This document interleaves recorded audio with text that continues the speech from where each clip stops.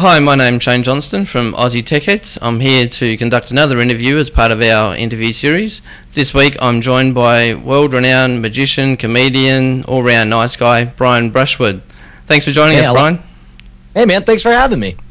No problem at all. How I plan on this interview going is just more of like an informal chat, and the flying theme is going to be all about podcasting, who you are, how you got your start, and hopefully we can kind of deliver it in a way that will encourage other people to get into it. It's a great medium. It's a way of the future, and yeah, it's good. So no, absolutely. I mean, in fact, that's one of the things that attracted me to podcasting to begin with, is the idea that it's the Wild West, and there's nobody to tell you what the rules are. You don't even know who's in charge, because it's the Oklahoma land grab, and everyone's just running out and setting up their own franchises left and right. And it's only, here we are 7-8 years into it, and you're finally starting to see old media figure it out and start to play catch up here. But meanwhile, it's all these first movers who have nabbed all the prime real estate in people's minds. Yeah, that's true. So we'll start by sort of delving into you as a person and a bit about your background based on the research I've done. So I'm hoping that your Wikipedia page is kind of accurate and up to date. Otherwise, close enough. Who cares? I mean, we'll make it up. I do that thing. All right. So, like I said, according to what I found out about you, you've grown up in a number of places. There's been California, Colorado, Texas, Norway for some reason. That kind of came in from left with. Year and a half. My dad was in the oil business, so we moved from California to Texas, and then he helped with some of the shale gas efforts in Colorado, and then what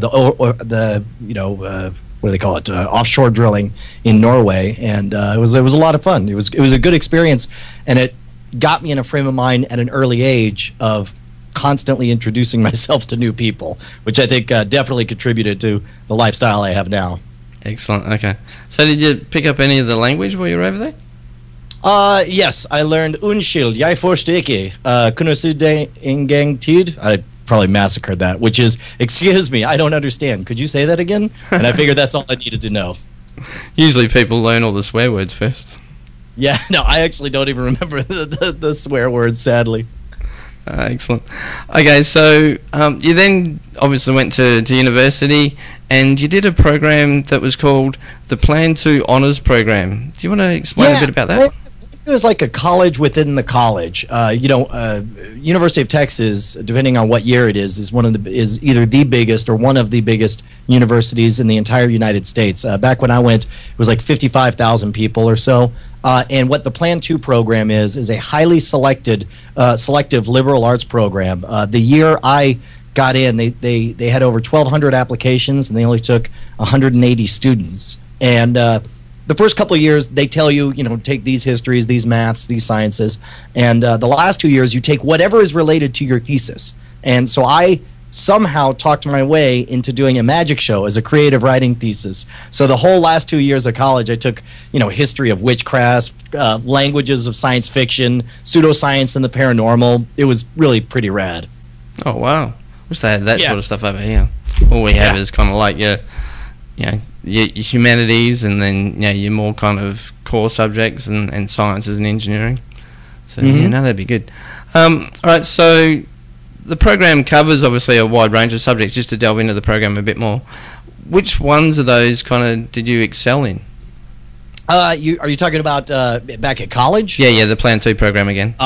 I mean, you know what? I got to be honest. The whole time I was in college, I thought I was pulling a fast one on the university. I was just like, it's like my thesis was a magic show, so I'd go off, I'd do a show on the street and record it and hand it to my advisor, say, here's the show I'm doing. And I thought the whole time, like, look at me, I'm pulling a fast one on the university. But strangely, 3 years later, I quit my day job, and I was one of the few people who I knew who was actually working within their actual field of study. So somehow it turns out that I guess they got the last laugh on me, and instead I got a good education in something that turned out to be useful. What was the day job that you actually quit from, out of curiosity? I did a few things. I did a little bit of 3D modeling and animation. I tested video games for a year. That was fun. And then I spent 2 years at Dell doing high-end recommendations for, whenever one of the sales reps would get in over their head, I would jump in and, help them design, whether it was design a network for an ISP or a high-end workstation for a 3D modeler or a high-end gamer, that kind of stuff. As far as working for the man goes, it was a pretty good gig, but just what happened was they gave me a raise, and all of a sudden it hit me. I was like, oh, this is how it happens. This is how you get stuck doing something you hate for the rest of your life, is the money just gets too good. So as a direct result of that raise, I was like, I'm going to get this out of my system. I'm going to be done with this magic bug. And so I quit, and they said, I might be back in a year. And they're like, see you in a year, Brushwood. And instead, a year later, the dot-com bubble had burst, and I was on The Tonight Show. So that seemed to be like an okay way for things to go. Yeah, it sounds like you kind of landed on your feet and it all worked out for you, which is good. Yeah. So, well, that's something interesting, because I didn't realise, because that was going to be kind of one of my questions, I didn't realise that you actually had so much of a technical background. I thought you were more kind of, and this still could be the case, I thought you might have been more coming from a media background and doing all your camera work that you do and stuff. No. Yeah, it's the funniest thing. When I was working at Dell, and weirdly, even when I was testing video games, at some point it started to feel like work. It's like you play video games all day and you come home, and so Magic was my hobby. That was the other thing I did. And then once I quit my day job and Magic became the job, all of a sudden my interests flipped, and all of a sudden Magic was the thing I had to do and get good at. But for professional reasons, and it was technology became my hobby and the thing that I love to do. Okay, excellent. All right, so moving on. The next thing that I kind of wanted to cover or ask you about, and this is kind of a question that I ask a lot of my subjects or interviewees, especially with those like yourself who's done a number of things and currently does a lot of things. You're a magician, you're a comedian, you do apparently you do the lecture circuit, you do podcasting. What do you actually put down as your occupation on government forms? Man, entertainer. There you go. How about that? It's tough, because if you asked me 7 years, what do I do? The answer was very simple. I tour colleges performing this outrageous magic show. And, it's got fire eating, escapes, mind reading. I break 30-pound bricks over my head. I stick a small nail in one eye, pop it out the other eye. Like, that's who I was. I was that one thing. And then, then I wrote a lecture, because I went to so many universities that after the show they would ask, well, what do you think about this guy who claims to have psychic powers? And I'm like, well, as a magician, you know a little bit more about how these tricks work. And so I ended up putting together a formal 80-minute lecture called Scam, Sasquatch, and the Supernatural. And then things really got mushy once I started doing Scam School, because, then I didn't know, how do I introduce myself? I guess, at that point I still thought I was a magician who happened to host a web show. But really, this past year is when things have kind of pivoted, because it's just gotten so deep now. My time goes to writing all these books. We wrote Scam School Book 1 and 2, and we're halfway through Book 3. Right now we got the 5 different podcasts that I do. We get Scam School, NSFW, Frame Rate, the Weird Things podcast, and more. And then, oh yeah, by the way, I also kind of make my living touring around doing live stage shows at colleges. So I don't know the answer right now. Let's say internet personality, but I guess at the core, I'm still just a magic dork. I'm still a magician who does a bunch of other stuff. Yeah, okay. Well, that was actually going to be one of my questions. I was going to sort of ask you, are you a magician that does this other stuff, or are you a comedian that can do magic tricks? So it sounds like you're more the magician first. No, well, I mean, that's what I self-identify at. But like my stage show, I don't tell a single joke. Like, I don't set a punchline for anything the entire way through. But there's so much situational humor that I don't think there's more than 30 seconds in a row where there's not a laugh break of some variety. It's almost like the entire show is this unending buildup of tension for the danger that's about to happen, followed by the release of some kind of surprise. I read some book a while ago where an anthropologist said, we laugh in 2 situations. We laugh when we are surprised, and we laugh when we feel superior. And when I first read that, I'm like, that's a lie. That can't be true. But for the next year, every time I laughed, I checked. And I was like, oh, no, I feel superior. That's hilarious, because that dude fell down. Or no, that was definitely a surprise. That's why I'm laughing. And so I think that's the kind of humor that you'd find in my stage show. Okay, cool. You're preempting all my questions. It's good, because I was going to ask you about what sort of comedy you do. Just one other question about the comedy itself. Even though you're the magician first, and it just happens to be topical at the moment. I don't know if you're aware of it, but Joan Rivers recently got herself in hot water because she made some sort of reference to the Holocaust. Where do you kind of draw the line when it comes to comedy? Oh, I mean, basically it all boils down to what's your audience and how comfortable do you want to go. My co-host on NSFW, Justin Robert Young, he and I have found it to be a really good exercise to try to be well behaved on the Twit network, because of course Twit is a tech news network, and they want the language to be family appropriate. So we have to curb our natural instincts to go certain places, which only inspires us to be more creative as a result. Theoretically, it was a very difficult exercise to get down, but once we did, it's been a very, very good experience. Okay, yeah, cool. Again, and this I'll ask this kind of more later about the Twit network and how the show fits in, and also the other work that you do on other networks. But I want to kind of just keep going with the sort of questions about you as a person.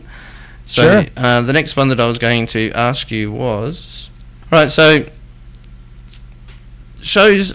Okay, I just want to kind of give you a bit of background with the next kind of little section. Mm-hmm. Magicians themselves, especially in Australia, are really popular at the moment. We've got, I don't know if you've got the same shows in America, like America's Got Talent. We've got an equivalent of Australia's Got Talent. The last couple of shows, or last couple of seasons, a magician's either won it or kind of made the final. We've also got TV shows, like there's one on how amateur magicians come in front of a magician like Penn and Teller, and then they have to fool Penn and Teller, and if they can, then they get to go on the Las Vegas show. So there's that. We've also got a guy called, I don't know if you've heard of him, from England, called Dynamo. Oh, sure. Yeah. As a matter of fact, a friend of mine is one of the primary consultants on that show. Oh, right. Okay, so he's actually got his own, as you know, his own TV series, and we get that over here as well. So magicians are fairly big. The other types of shows we get around magicians is the ones where they actually reveal the secrets. Now, I know with Scam School, I mean, you did the little card tricks and the whole thing with, I remember seeing one where you had the salt and pepper shaker, I think it was, on the table, and then you slammed it through the table, and you end up you end up showing people how to do the trick. How do you feel about these other shows that actually show people how to do the bigger tricks, like how to make audiences disappear and trucks disappear and so on? Well, what makes it right or wrong to me is not the size of the trick that's being explained. It's the context. There's a difference between, and this is a discussion that, especially when Scam School launched, we had with a lot of magicians, is what is the difference between teaching a trick versus what magicians call exposure, which is basically ruining magic.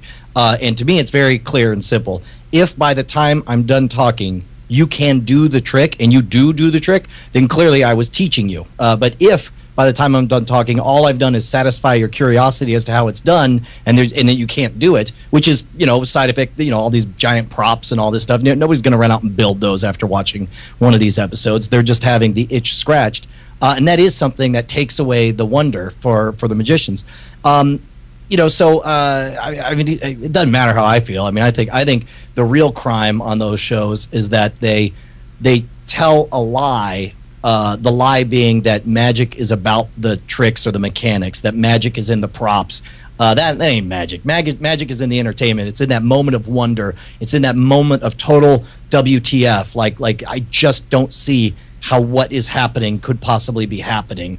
And when they just the snide, smug attitude of like, oh, it's just a trick. And you'll notice in Scam School, everything is highly, highly respectful of magic and of magicians. And I want people to understand the difficulty and context that goes into these, and that's why you'll notice every scam school has 3 segments. There's the trick where hopefully I fool them, the explanation where we walk through and we give a complete and thorough explanation of everything, and then finally the most important block is the C block, where they perform the trick to make sure that the lesson is totally sunk in and to prove that they're able to get it down. I'm very, very much interested in making more magicians, and the masked magician stuff, I don't think really, it doesn't claim to be in the interest of making more magicians. Their stated goal is to take away the wonder and instead show you, a fat dude getting out of a box, like not nearly as good as whatever fantasy you had in your mind.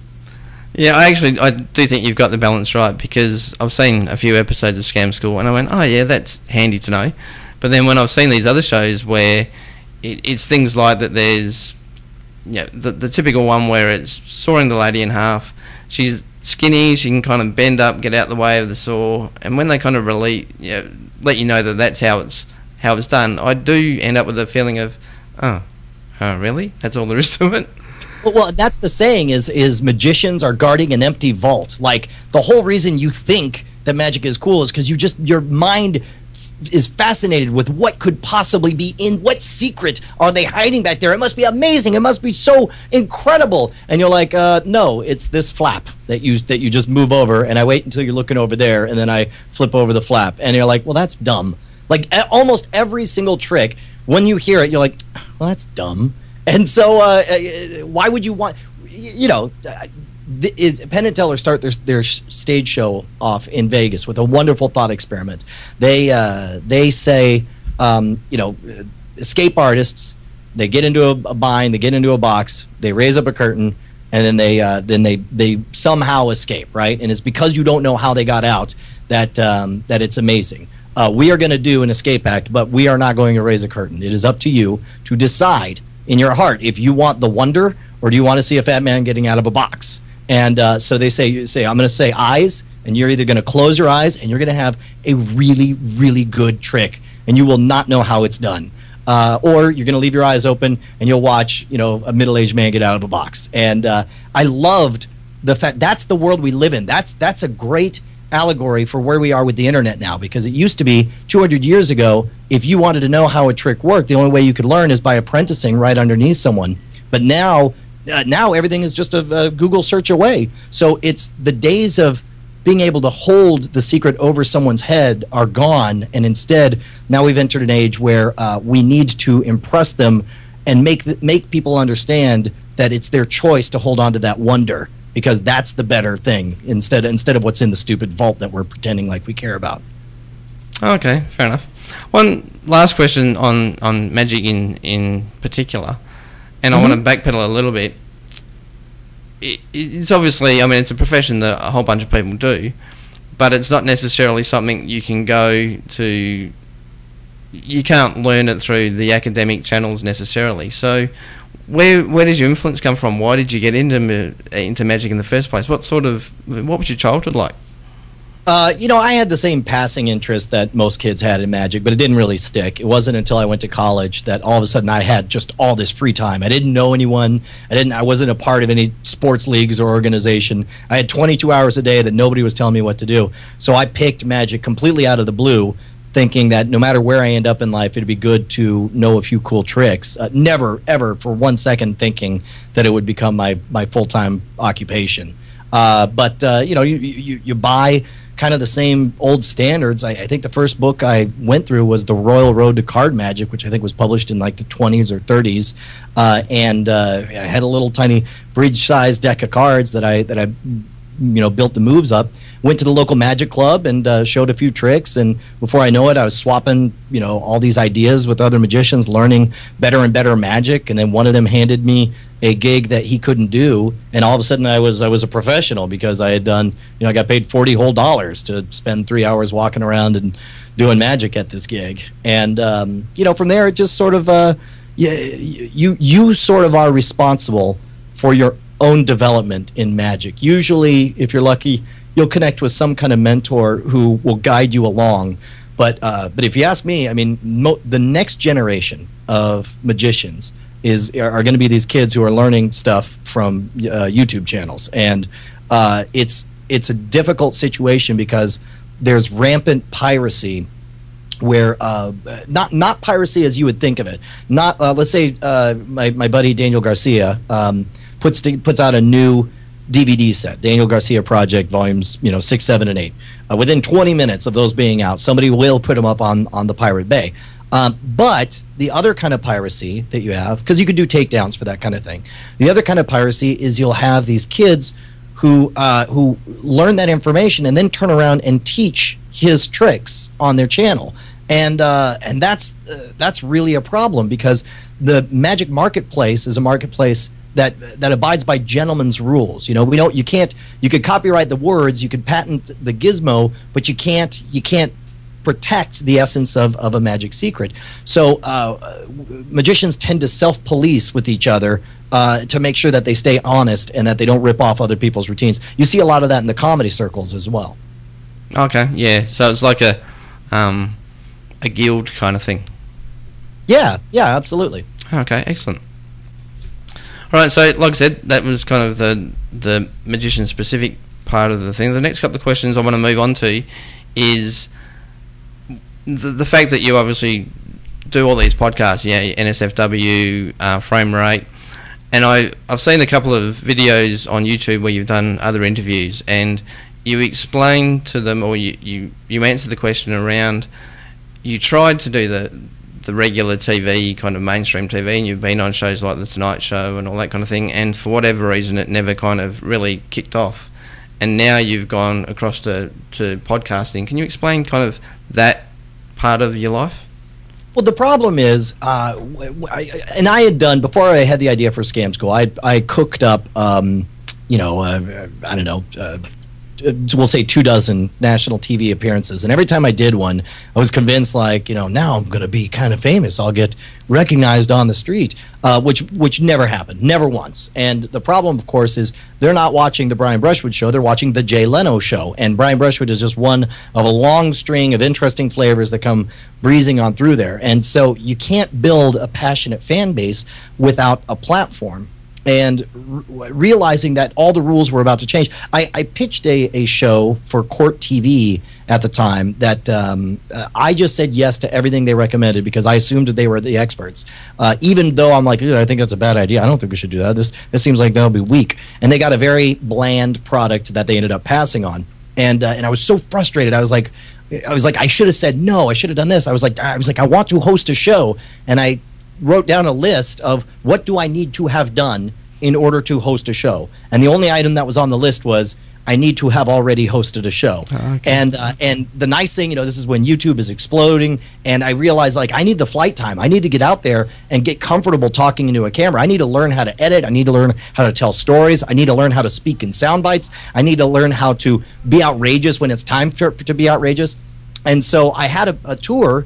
And so I was like, okay, I got a couple of cameras. I got 30 dates on this tour. Let's do a show called Brian Brushwood on the Road. And we just recorded ourselves, me and my assistant at the time, Nick Wells.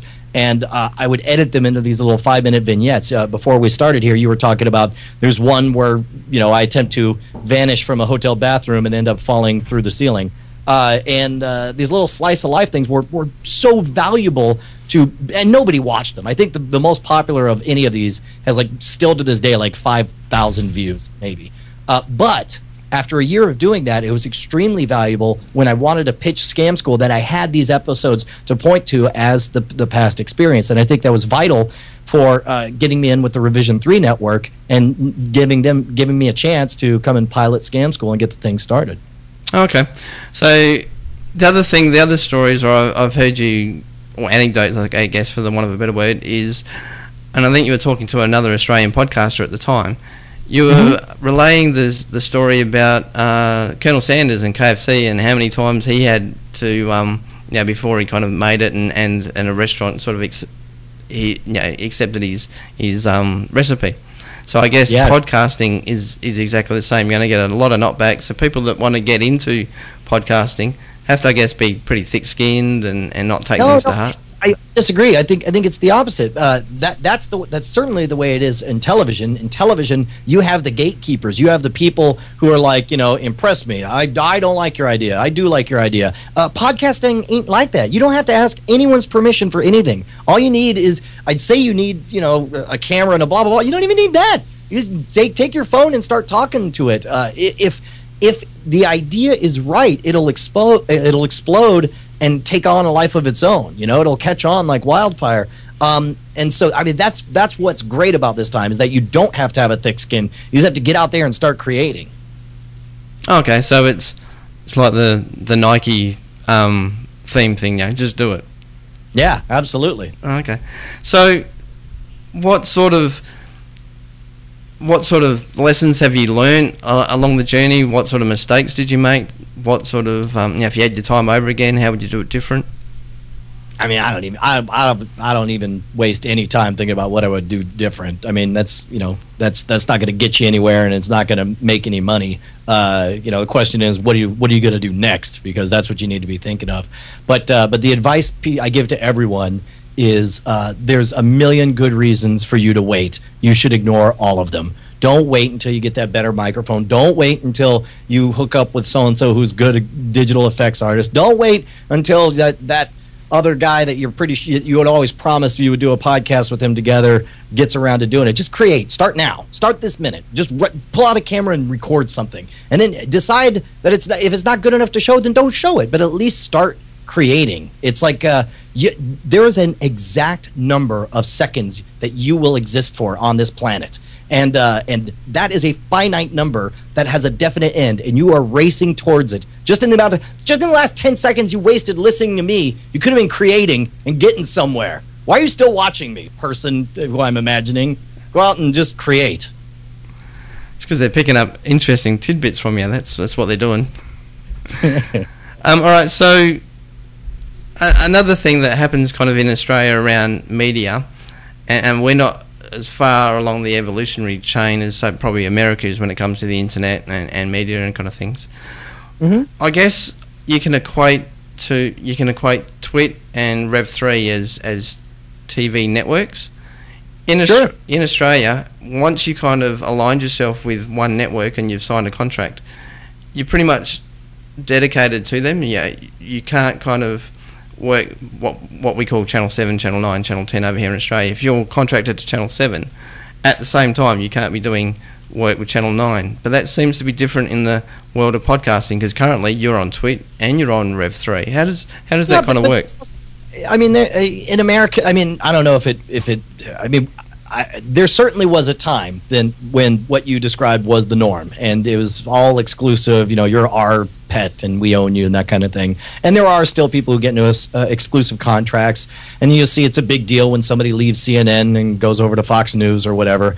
I think that's an artifact of the past, or soon will be, because free agency is because people are starting to realize that every living person now has their own publishing platform where they can reach the entire world, and they don't need anyone. They don't need the television. If somebody builds up an audience at CNN, and CNN says, we're going to take away your platform, this person will shrug their shoulders and then just send out a tweet and then reach millions of people instantly, or publish a video. So I think we're definitely going to see, and part of it is that podcasting is still casting about. Like I said, it's the Wild West right now. And, we don't really have a lot of standards and practices that are set in stone. But I definitely think that a trend that will continue is the free agency of individuals to go and publish in different venues without these onerous contracts. Okay, cool. I mean, that obviously has its benefits, like you said, because you can pitch different ideas to different people. You can address different niche markets, obviously with Twit. And this is the question I kind of alluded to earlier, with Twit being technology specific. Mm-hmm. How hard was it to convince someone like Leo that you were going to do a show like NSFW, which on the face of it isn't really that technology based? Right. Part of it was, I pitched in the idea of an entertainment show catering to gamer type audiences, not about games, but the kind of show gamers would have on while they're playing other games, while they're in the middle of a Warcraft raid or whatever. And what NSFW ended up becoming is this kind of awesome crowdsourcing extravaganza. It's like the difference is the fan base who watches NSFW participates. We'll mention something, and within 5 minutes, we'll have a mocked up Photoshop of what it should be, or we'll mention a certain video, and they'll write all the best jokes for us that we'll steal right from the chat room. It's certainly a show about geek culture, and really we cover a lot of the memes that are going out on the internet. If you want to know. We're way early on most of these, like anything from like Gangnam Style to right now, the most recent episode we covered the goat meme. Have you seen this? Where it's like they take popular music and throw goats in there. The day this stuff hits, we're way early on it. But as far as getting Leo to jump on it, it was Leo asked me to put together a show, and I was like, well, here's what I think would be a fun show. But the reason he asked is because I was already doing something called the BB Live Show, which again, once Scam School came out, I realized, all right, 5 minutes once a week is not going to be enough time to build up a passionate fan base. I need more content for them, and I saw what Leo was doing with Twit, and I was just like, I'm just going to do that. And it's like, I'm going to be terrible at it, and I'm not going to promote it. So what I did was, even though I had a big email list of fans, I would never let any of those fans know about the live streams. Instead, I would take what at the time was my very small Twitter following, and I would just tweet out like, hey, I'm going to go live, show some magic, talk shop, and we'd get like 40 people there watching live, and like my heart would be racing because I know from what on stage 40 people looks like, and I'm like, this is like a real show. We got 40 people watching, and my purpose was to be bad, and it was a safe place for me to be bad. But 6 months later, show was pretty good. We were getting 350, 400 people tuning in every Tuesday night for the BB Live Show, and Justin and I had built up a rhythm and cast characters that and we had different themed episodes, and so there was a platform. It was because he saw some of the response that the BB Live Show stuff, and he saw that there was this passionate fan base that I suspect was a big part of why Leo wanted to see what I could put together for him. Okay, so I guess I had another question, but I'll ask you the one that has just come to mind. For the uninitiated, like myself, does it stand for anything, NSFW? No, not safe for work. That's what, if you would ever forward something that would have like boobies in it, or, like a animal getting mauled or something that you would get in trouble for seeing at work, you would always, like, as a courtesy, you'd be like, this is insane. You put NSFW next to it. And I liked the idea that that the name of the show would serve as a warning. And it's unfortunately, what I didn't think about is the fact that if anyone goes searching for NSFW, they're going to find hardcore pornography instead of our show. So that's unfortunate. However, so that's why we always make sure to label it NSFW show on there. Yeah, to make the difference. Okay, no, fair enough. All right, so the marketing part of podcasting is, like you said, the thing is to get the actual to get the fan base going. How do you do that? Do you market individual shows? Do you market Brian Brushwood the brand? How do you get around that? You know what? It's, people are tempted. I mean, for me, I believe every show needs to stand on its own, and I don't need to ask. I don't mean to ask or act like one show refuses to acknowledge the other, but people are tempted to have their fans watch all of their stuff. But the type of people who watch me on Frame Rate oftentimes are not the type of people who want to see what I'm up to on NSFW. And some of them have no interest in bar tricks and scams and magic tricks and will never watch Scam School. And that's fine. But there will be some who who do all these different things. And so I will casually make sure to let them know, oh, I do this other show, I do this other thing. So if they organically move from one thing to another, they can. But I think that from a branding perspective, it's stronger if you allow each of the shows to stand on their own. Okay, yeah, no, fair enough. Yeah, that makes sense. The other question I was going to ask around that is, you do a variety of shows, Frame Rate, Scam School, NSFW, but you kind of answered the question anyway by the fact that you said that not everybody is going to watch one style of show. There's going to be a lot of overlap, but if you do a variety of shows, then you're going to potentially get a wider range of audience and a bigger audience.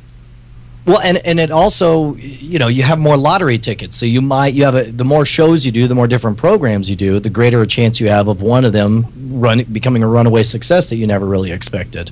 Yeah, that's true.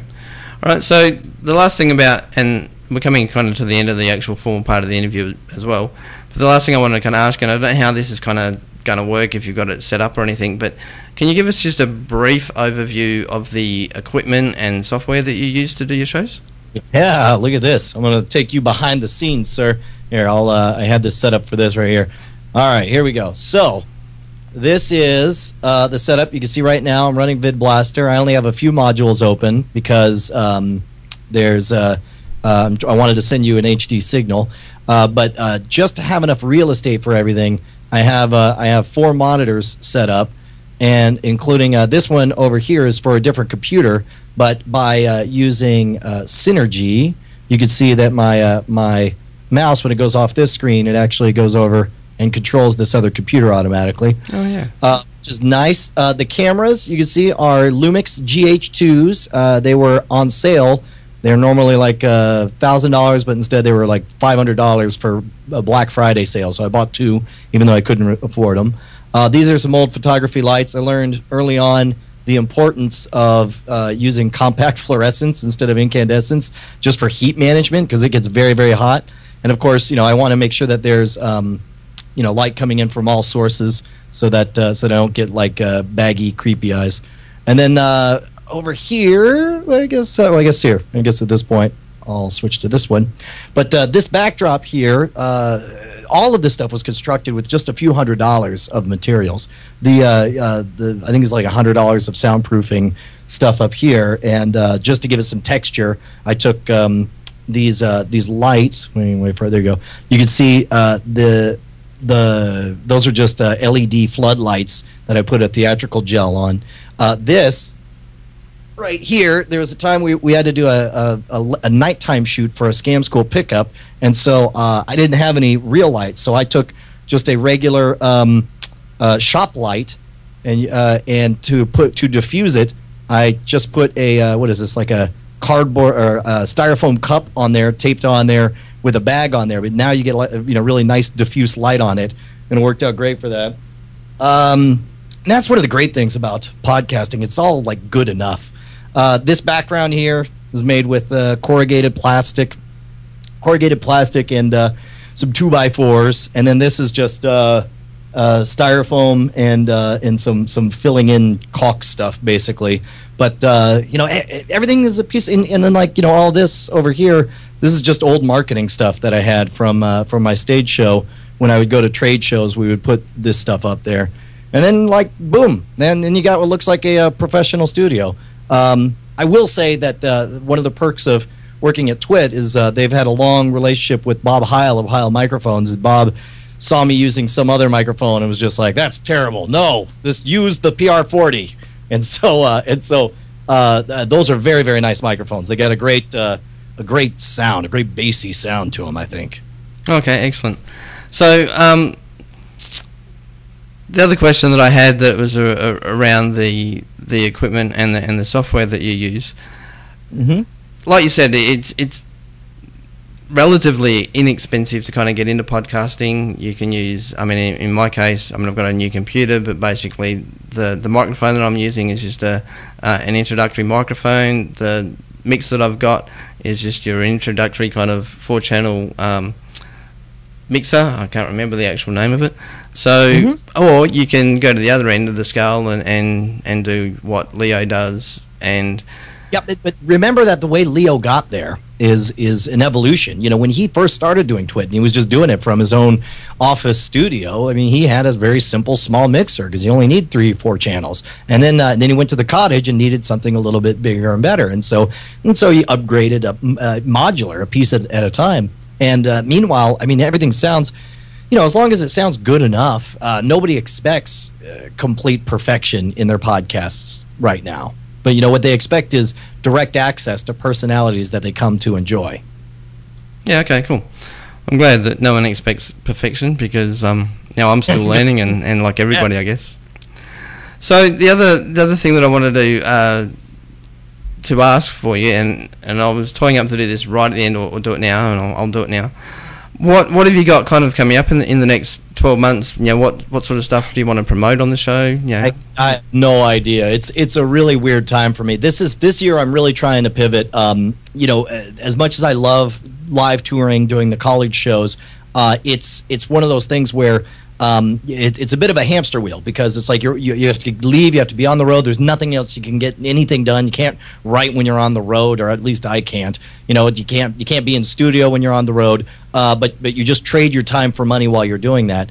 At 5 years now, Scam School's really hit this tipping point where I'm trying to really build out the brand as an online teacher of magic, and so that's why we created Scam Stuff.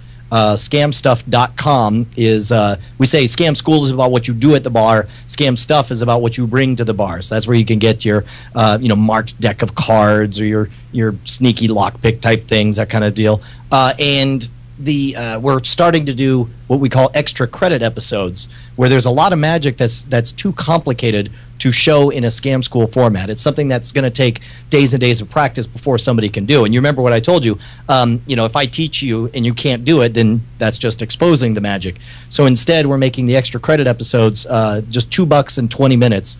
Super simple, really good magic routines. The first one we got fantastic feedback on for the 3-coin trick. And they're easy enough that you can learn them, practice in a couple hours. You should be able to perform them. Okay. So have you ever toured internationally, and specifically, have you ever been to Australia, and is Australia something that you'd like to come back to?